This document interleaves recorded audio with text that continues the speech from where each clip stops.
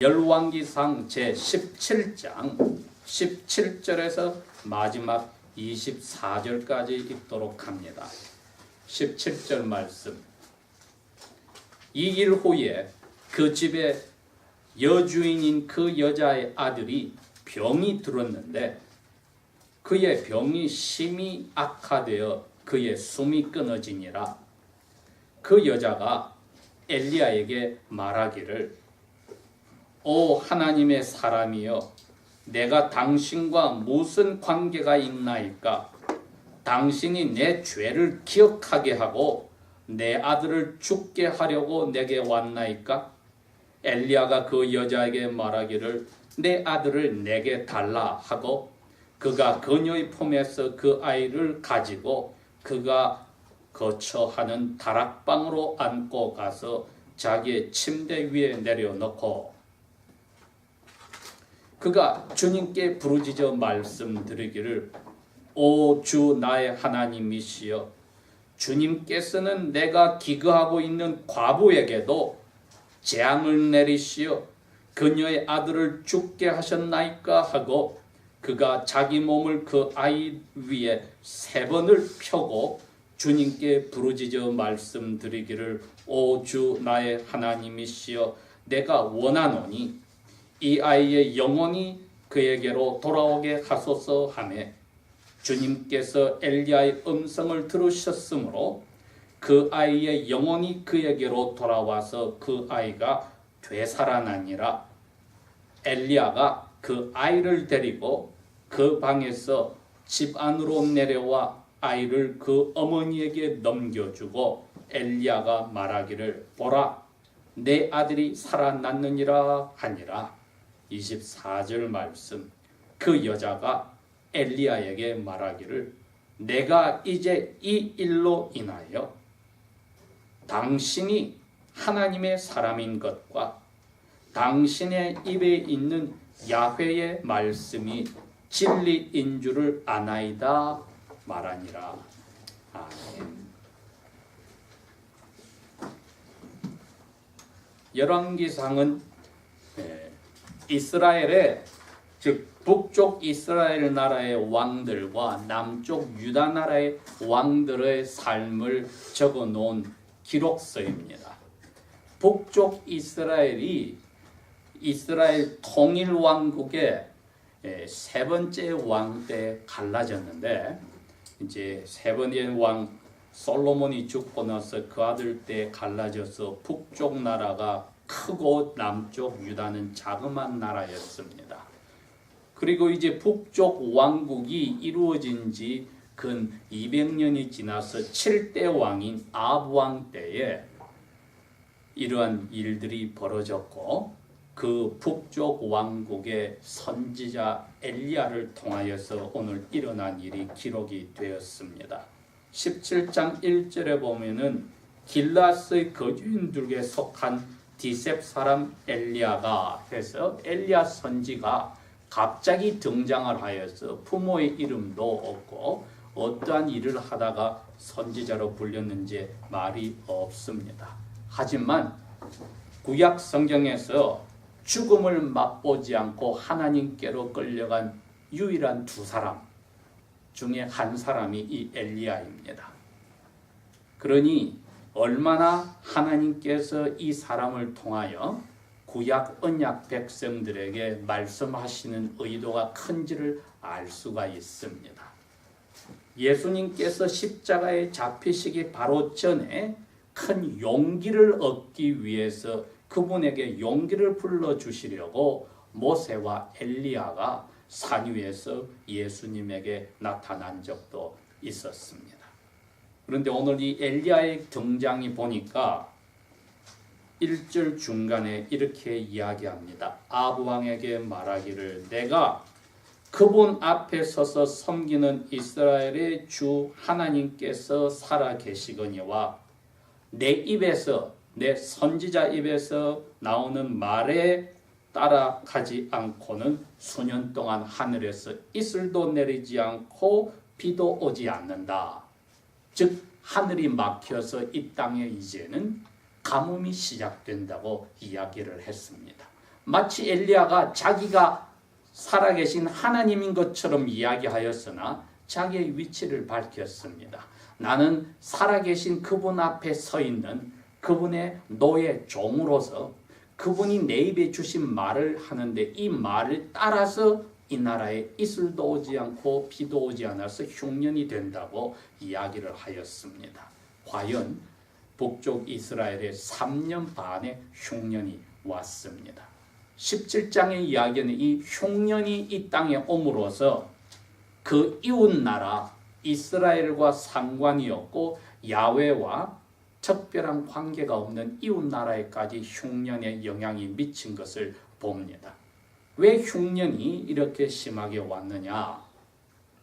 모세가 쓴 창세기, 출애굽기, 레위기, 민수기, 신명기 가운데 신명기가 모세의 마지막 죽음의 장면까지 기록이 되어 있습니다. 신명기 26절에서 28절은 모세가 죽기 바로 며칠 전부터 약 한 달 전부터 며칠 전까지 이스라엘 백성에게 야훼의 명령에 따라서 유언처럼 야훼의 명령을 되풀이해서 가르쳐 줍니다. 그렇게 하고 그 시작과 끝에 분명히 이야기합니다. 너희들이 야훼하고 약속을 한 것을 기억하라. 즉 언약을 맺은 것을 기억하라. 야훼가 이 세상의 수많은 민족과 나라 가운데 너희들만 뽑아서 너희 나라의 신이 되기로 약속을 하였고 너희들은 야훼의 나라의 백성이 되기로 아멘으로 대답을 했기 때문에 그 약속에 따라서 너희들이 순종하면 복이라고는 약속을 주실 거고 불순종하면 저주라고 하는 약속이 올 거다고 밝혔습니다.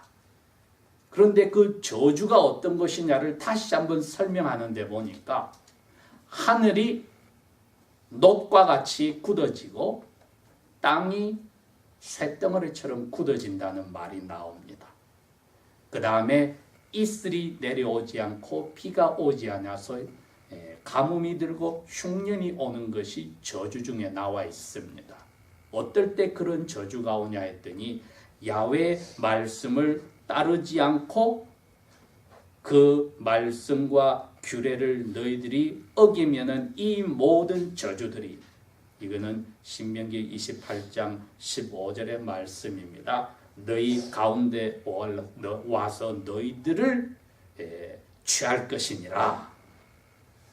이렇게 선언을 하였습니다. 그로부터 약 300년 후에 솔로몬 왕이 자기 아버지 다윗을 이어서 왕이 되어서 다윗이 기도하였던 야훼가 거하실 성전을 지었습니다. 7년의 세월을 걸쳐서 성전을 짓고 나서 야훼 앞에 희생제사를 1000번의 것을 올리고 기도를 하는데 그 기도 내용에 솔로몬 왕이 열왕기상 8장에 16절부터 나오는데 그 내용 중에 이게 나옵니다. 혹시 이 백성이 야훼께 죄를 지어서 야훼께서 언약의 벌로 하늘을 닫아서 가뭄을 주어서 흉년이 들어 고통을 받았을 때에 야훼에 거하시는 이 성전을 향하여 자기의 언약을 배반한 죄에서 돌이켜 회개하면 하늘에서 기도를 들어주십시오 하는 말이 나옵니다.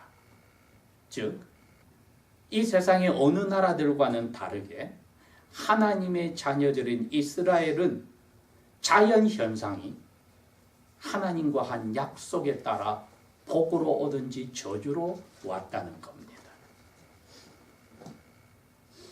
그러면은 이 이스라엘 북쪽 나라가 무슨 언약의 규례를 어겼는가 했더니 제일 무서운 언약이 나 외에는 참된 신이 없다고 한 것을 왕으로부터 자기 왕비가 야훼를 믿지 않는 다른 나라 왕의 딸인 공주를 데려온 왕비가 가져온 그 다른 나라의 신을 섬기는데 전심전력을 다하였습니다.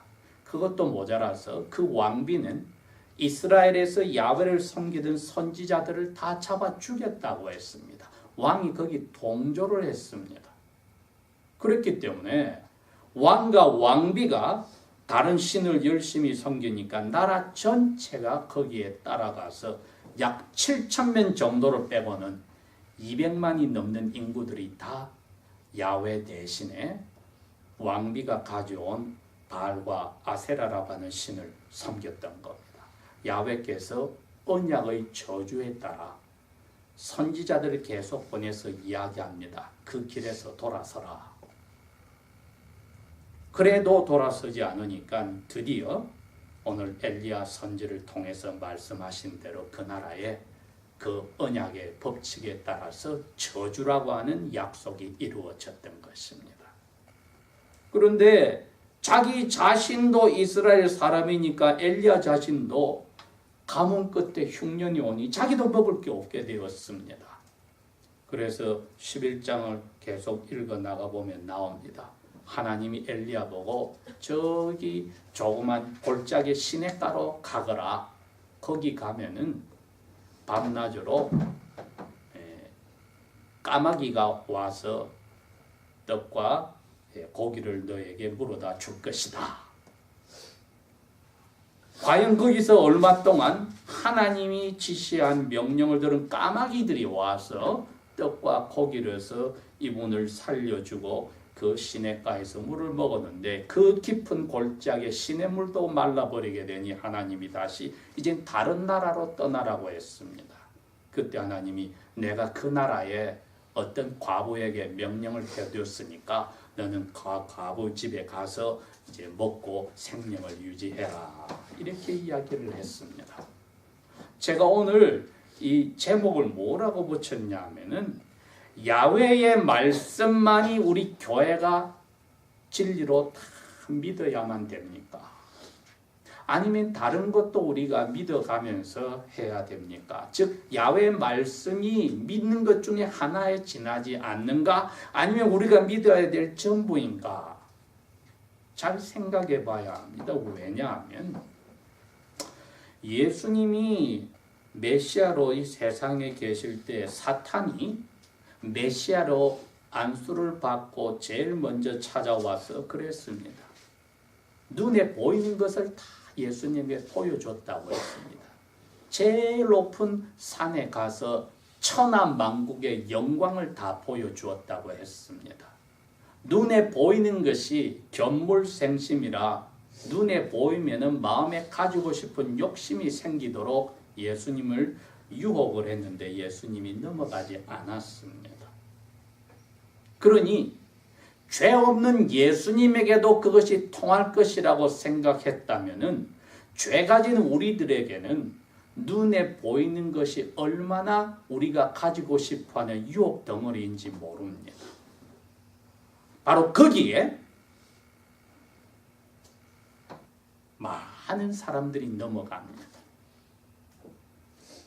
눈에 보이는 것이 하나님이 우리에게 해주신 것이라는데 초점이 가버리면은 눈에 보이지 않는 말씀은 가볍게 생각합니다.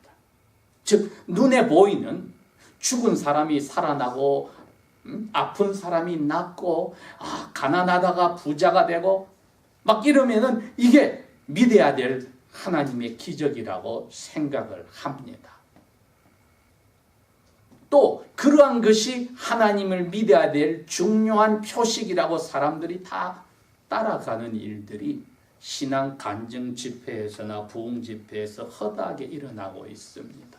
그러니 하나님의 말씀, 보이지 않는 말씀은 뒷전으로 밀려납니다. 예수님은 사탄에게 이야기할 때 눈에 안 보이는 말씀으로 야, 눈에 보이는 것은 나를 유혹하지 마. 하나님의 입에서 나오는 한마디 하는 말씀으로 우리가 살아야 돼 하고 예수님은 이야기를 하셨다 이겁니다. 그러니 우리가 입고 먹고 마시고 사는 집이나 의복이나 양식이나 남에게 자랑할 수 있는 모든 눈에 보이는 것들을 믿어야 된다고 사탄은 우리에게 자꾸 이야기를 합니다.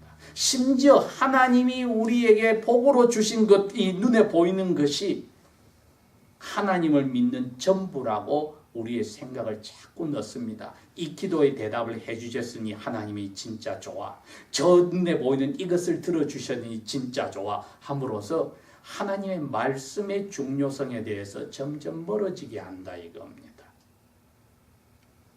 그 과부한테 이제 엘리야는 자기 자신도 고통을 받고 있다가 하나님의 명령을 전해준 자신도 가뭄과 흉년의 고통을 받다가 까마귀의 도움까지 받고는 이제는 다른 나라의 과부의 신세를 지내 비참한 자리에 들어갔는데 그 과부는 엘리야 선지를 만날 첫날에 무엇을 하고 있었느냐?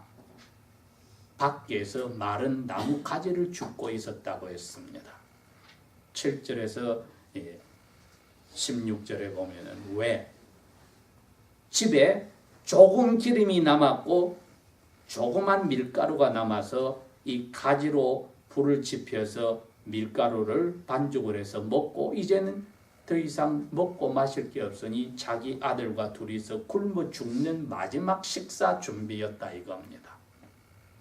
그런데 엘리야가 나타나서 분명히 야훼께서 이 과부에게 명령을 하신 것을 아니까 이 과부도 야훼에게서 명령을 들은 것을 아니까 엘리야가 명령을 합니다. 당신 가지고 있는 거 마지막 식사 준비할 때 나에게 먼저 가져와서 나의 것을 주고 당신과 당신 아들이 먹으시오.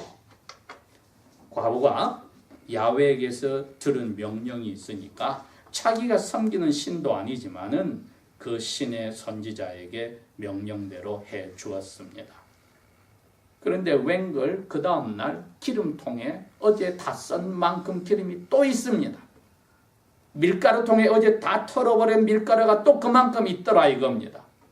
그래서 몇 년 동안 계속해서 이 과부와 그의 아들이 이 엘리야 선지와 함께 생명을 이어가는 과정이 시작이 됐습니다.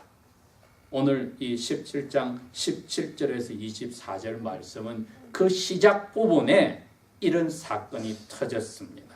17절에 조금 시간이 지나서 그 여자의 아들이 아프기 시작했는데 점점 악화되었다가 결국은 숨을 거두고 죽었다.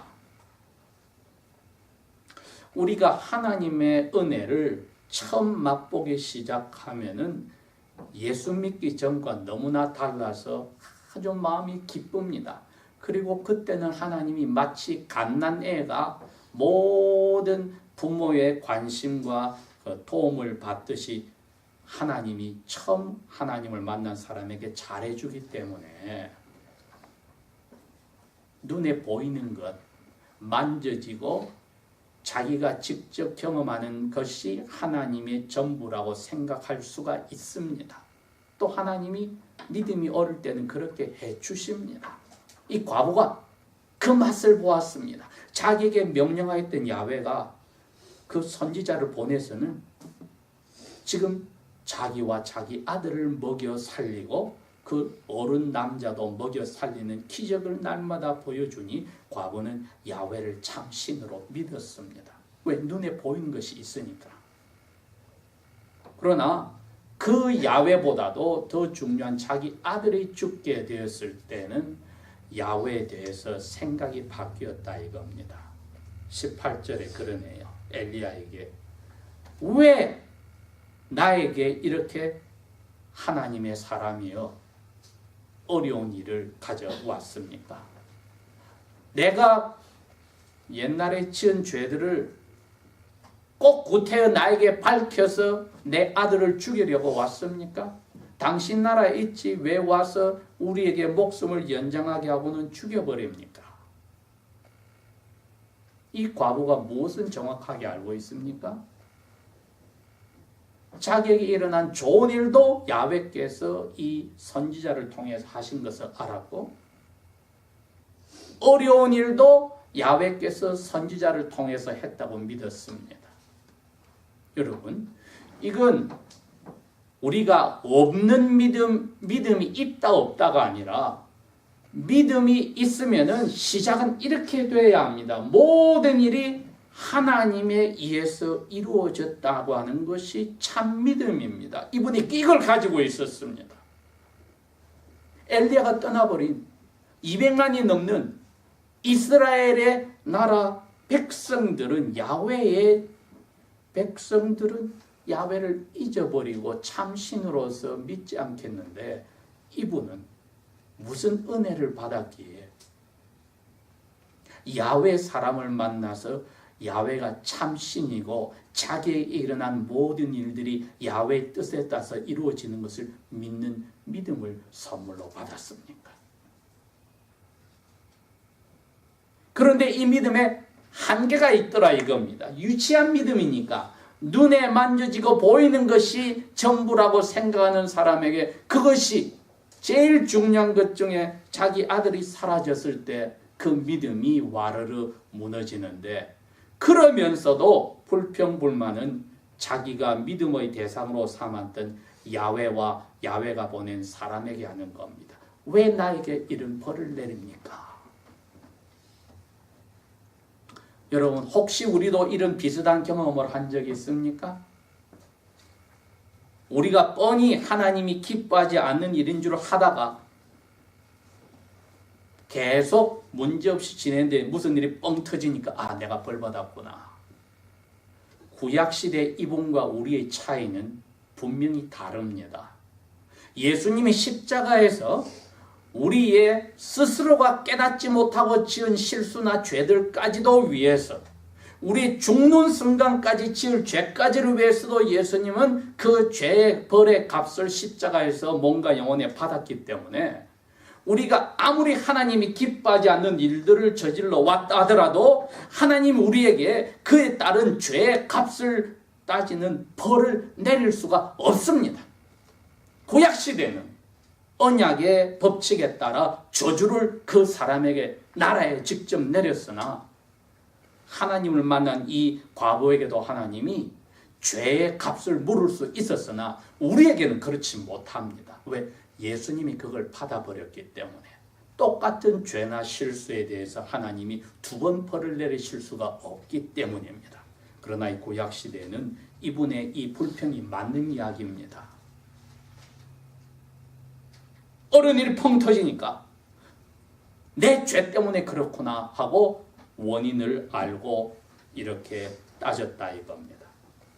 우리에게 그런 일이 터지면 우리는 그렇게 이야기해서 안 됩니다. 예수 안에서 모든 벌을 내리신 아버지께서 나를 사랑하셔서 이 안 좋은 내가 좋아하는 길로, 아버지께서 좋아하지 않는 길로, 내가 좋아하는 길로 가다가 아버지께로 돌아오라고 사랑의 매를 드셨구나. 우리는 이렇게 이야기를 하지, 죄의 벌을 받았다, 저주를 받았다 하는 배은망덕한 예수님을 십자가에 안 죽은 것처럼 이야기하는 생각은 없어야 하는 겁니다. 그랬더니 엘리야도 당황하기는 마찬가지입니다. 아들을 받아서 기도를 하였다. 자기 침상에 얹어놓고 왜 이런 일을, 이해한 비극을 이 여자에게 일어나게 하냐고 큰 소리로 3번이나 부르짖었다. 아기 위에 엎드려서 부르짖었다.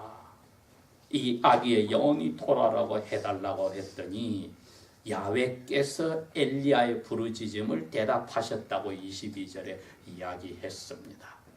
우리에게 일어나는 일은 예수님이 십자가에서 이미 부르짖었기 때문에 우리는 야훼와 끊어질 수가 없고, 우리의 모든 기도는 예수님이 받아서 하시기에 야훼께서 가장 좋게 들어주지 않으실 수가 없고, 우리가 기도를 어떻게 할지 모를 때는 우리 속에 계신 성령께서 말할 수 없는 탄식으로 야훼께 기도하면 야훼의 마음을 아는 성령의 기도를 야훼께서 대답하지 않을 수가 없는데, 엘리야는 그 역할을 다하여 기도했더니 그 아기의 영혼이 돌아와서 보아라, 네 아들이 살아났느니라고 아들을 돌려주었습니다. 오늘 저희들이 결정적으로 깨달아야 될 것이 이때 이 과부가 한 믿음의 고백입니다. 이제야 나는 당신이 하나님이 보내신 사람인 줄 알겠습니다. 왜? 그 다음 말이 징수입니다. 야훼의 말씀이, 이제는 당신 입에 나온 야훼의 말씀이 진리인 줄 믿겠습니다. 지금까지 우리가 먹고 살았던 이게 진짜인 줄 알았는데 이 기적, 우리에게 눈에 보이는 것으로 야훼가 일으켜준 것, 이거 이제 아무것도 아닙니다. 내 아들도 이제 그게 아니라 야훼 말씀을 내가 붙잡습니다. 야훼 말씀만이 진리라고 우리가 믿는 믿음의 훈련을 계속 받을 때까지는 우리에게 어려운 일이 오는 것이 사랑의 법칙입니다. 그래서 우리의 기도가 이거 해주세요, 저거 해주세요, 요것만 왔다 갔다 하다가는 야훼 말씀을 믿어버리는, 십자가에 돌아가기까지는 예수님의 모습을 닮아가지 못하면 닮아갈 때까지 계속해서 우리에게 어려운 일을 통하여 하나님 앞에 믿음이 자라게 하는 시련을 주시는 것도, 교회가 야훼 말씀만이 진리라고 말씀에 펑 빠져 의지할 훈련을 마칠 때까지 계속 오는 겁니다. 기도하겠습니다. 이제야 당신의 입에 있는 야훼 말씀이 진리란 것을 고백합니다 하는 그 믿음의 고백이 아버지 하나님, 우리의 삶 속에서 매 순간마다 있기를 원합니다. 자그만 살아가는 데 필요한 것들에 저희들이 눈이 돌아가서 야훼 말씀만으로 살아가는 영혼이 자라지 못하는 비극이 생기지 않기를 원합니다. 우리의 속사람이 성령 하나님이 주신 믿음으로서 예수님에게 사랑의 뿌리를 내리고 토대가 굳어지기를 원합니다. 천지를 가득 채운 아버지의 능력이 사랑 속에서 우리 속사람을 강하게 하여 주시기를 원하며 아버지의 말씀만으로 저희들이 믿고 의지하며 만족해 하여 주십시오. 예수님 이름으로 감사 기도합니다. 아멘.